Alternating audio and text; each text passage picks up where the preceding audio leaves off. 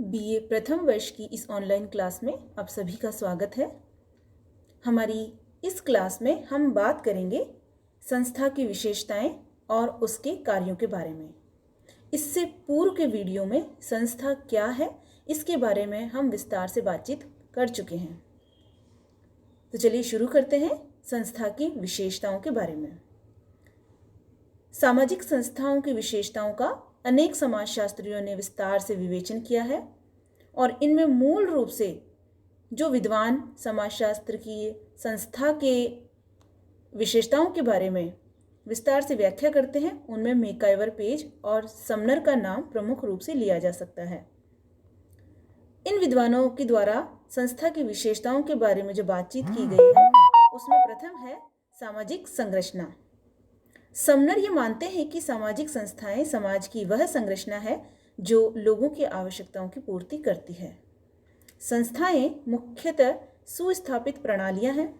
जब जनरीतियां, प्रथाएं और रूढ़ियां पीढ़ी दर पीढ़ी हस्तांतरित होती रहती है, समाज द्वारा मान्यता प्राप्त कर लेती है तथा एक ढांचा या संरचना के रूप में जटिल संगठन के रूप में विकसित हो जाती है, तभी समाजशास्त्री उसे संस्था कहते हैं। संस्था की यह विशेषता अन्य कार्यप्रणालियों से भिन्न है क्योंकि इसमें एक संरचना होती है और ये संस्था, यदि यह कहा जाए कि एक संरचना का योग है तो गलत नहीं होगा। संस्था निश्चित कार्यप्रणालियों की एक व्यवस्था भी है। मैकाइवर और पेज मानते हैं कि संस्थाएं स्थापित कार्यप्रणालियों के रूप में विकसित होती है। मानव समाज में रहकर अपनी अनन्य आवश्यकताओं, हितों, उद्देश्यों आदि को पूरा करना चाहता है। इसके लिए समाज में निश्चित, स्पष्ट और स्थापित, समाज द्वारा मान्यता प्राप्त कार्य प्रणालियों का होना आवश्यक है।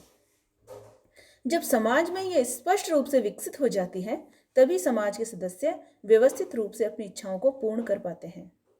इन्हीं को मैकाइवर ने संस्था या कार्य प्रणालियां कहा है। ऑगबर्न, नीमकॉफ, बोगार्डस आदि विद्वान भी यही मानते हैं कि संस्थाएं कुछ मौलिक मानवीय आवश्यकताओं की पूर्ति के लिए संगठित और स्थापित प्रणालियां हैं। संस्था की प्रमुख विशेषता है जो इसे जन रीतियों, प्रथाओं तथा रूढ़ियों से विशिष्ट स्वरूप प्रदान करती है। संस्था को हम एक इकाई के रूप में भी जानते हैं। संपूर्ण सांस्कृतिक संरचना में संस्था का विशेष स्थान है। संस्था सामाजिक, सांस्कृतिक और व्यक्तित्व व्यवस्थाओं में एक इकाई के रूप में कार्य करती है। ऐसा पार्सन्स ने अपनी बुक द सोशल सिस्टम में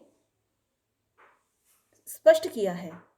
हैमिल्टन का भी यही मानना है कि सामाजिक संस्थाएं समाज में रीति रिवाजों का एक पुंज है, एक ऐसी इकाई है जो समाज द्वारा मान्यता प्राप्त है तथा व्यक्तियों को कार्य प्रणालियों के रूप में सुविधा प्रदान करती है। संस्था एक इकाई के रूप में अनेक जनरीतियों, प्रथाओं तथा रूढ़ियों का विकसित रूप है। यह लिखित, अलिखित तथा किसी भी रूप में समाज में हर काल में विद्यमान होती है। संस्था की अमूर्तता की बात करें तो इस संदर्भ में उभर कर सामने आता है कि संस्था मानव समाज की कार्य प्रणालियां हैं, नियमों की संरचना है जिसे हम देख नहीं सकते हैं। इसीलिए संस्था अमूर्त है, मूर्त नहीं है। संस्था नियमों, रीति रिवाजों का व्यवस्थित संग्रह है। संस्था सामाजिक व्यवस्था तथा संगठन को बनाए रखती है, व्यक्तियों पर नियंत्रण की व्यवस्था है और संस्था की यह विशेषता स्पष्ट करती है कि यह व्यक्ति के बाहर होती है तथा व्यक्ति पर दबाव बनाए रखती है। संस्था के उद्देश्यों के संदर्भ में मर्टन कहते हैं कि मानव के सामाजिक संरचना में उद्देश्य महत्वपूर्ण होते हैं। इनकी पूर्ति व्यक्ति को संस्थागत साधनों से करनी चाहिए। प्रत्येक समाज में उद्देश्यों को पूरा करने के लिए निश्चित समाज द्वारा मान्यता प्राप्त संस्थाएं हैं। पार्सन्स का भी यही निष्कर्ष है कि संस्थाओं के निश्चित उद्देश्य होते हैं। मेलिनोवस्की का कहना है कि प्रत्येक संस्कृति में प्रत्येक संस्था कोई न कोई महत्वपूर्ण आवश्यकता की पूर्ति आवश्यक रूप से करती है। संस्था की उत्पत्ति और विकास का इतिहास भी इसी तथ्य को सिद्ध करता है कि प्रत्येक संस्था का कोई न कोई उद्देश्य अवश्य होता है। विवाह, परिवार, जाति आदि संस्थाएं समाज में एक या अनेक उद्देश्यों की पूर्ति के लिए समाज में अपना महत्वपूर्ण स्थान बनाए हुए हैं। यह मानव स्वभाव है कि वह प्रत्येक वस्तु, पदार्थ, परंपरा, प्रथा, विचार, धारणा आदि को कोई न कोई नाम देता है, उसे पहचानने के लिए प्रतीक प्रदान कर देता है। इसी प्रकार प्रत्येक संस्था का एक निश्चित सर्वमान्य प्रतीक होता है। यह भौतिक, अभौतिक, मानव के समान, पशु, प्राकृतिक वस्तु आदि कुछ भी हो सकता है। इस प्रकार संस्था की अनेक विशेषताएं हैं जो कि इसे स्थायित्व और अधिकार प्रदान करती है। अब हम बात करते हैं संस्था के कार्यों के बारे में। संस्था की उत्पत्ति और विकास के इतिहास से स्पष्ट होता है कि सामाजिक संस्थाओं के अनेक कार्य हैं। संस्थाएं मानव की आवश्यकता पूर्ति के साधन हैं। ये परिवर्तन में सहायक, संस्कृति की वाहक, सामाजिक नियंत्रण के साधन, व्यवहारों में अनुरूपता तथा परिस्थिति और भूमिका निर्धारण आदि अनेक कार्य करती है। आइए हम इनके महत्वपूर्ण कार्यों के बारे में बात करते हैं। आवश्यकता पूर्ति के साधन के रूप में जब हम संस्था के कार्यों की बात करते हैं तो संस्थाएं मानवीय आवश्यकताओं की पूर्ति का महत्वपूर्ण साधन है। संस्थाएं आवश्यकताओं की पूर्ति करने के समाज द्वारा मान्यता प्राप्त साधन है।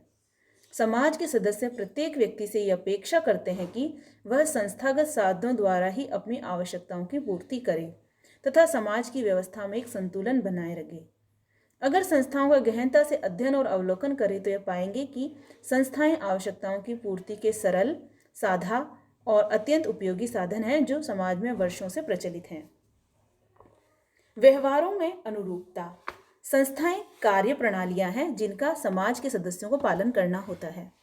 समान परिस्थितियों, आवश्यकताओं, समस्याओं, कठिनाइयों आदि में संस्थाएं व्यक्ति को एक से तरीके प्रदान करती है जिनके द्वारा वह व्यवहार करने के लिए प्रेरित होता है।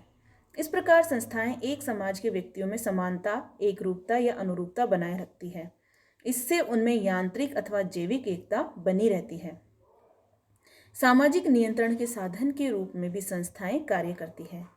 समाज की एकता, संतुलन और निरंतरता के लिए आवश्यक है कि व्यक्ति के अपेक्षित व्यवहार और वास्तविक व्यवहार में अंतर कम से कम हो। सामाजिक संस्थाएं व्यक्ति के व्यवहार को नियंत्रित करती है।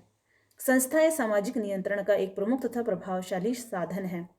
आदिम और ग्रामीण समाजों में तो संस्थाएं ही सामाजिक नियंत्रण करती है। धर्म, परिवार, जाति आदि संस्थाएं समाज को नियंत्रित, निर्देशित और संचालित करती रहती है। सामाजिक संस्थाओं के कार्य के रूप में परिस्थिति और भूमिका का निर्धारण भी महत्वपूर्ण माना जाता है। समाज की आवश्यकताओं को पूर्ण करने के लिए आवश्यक है कि समाज में श्रम विभाजन हो तथा स्तरीकरण हो। व्यक्तियों की परिस्थिति और भूमिका निश्चित हो। सभी समाजों में ये महत्वपूर्ण कार्य संस्थाएं ही करती है। संस्थाएं सामाजिक विभेदीकरण और स्तरीकरण का कार्य करती है।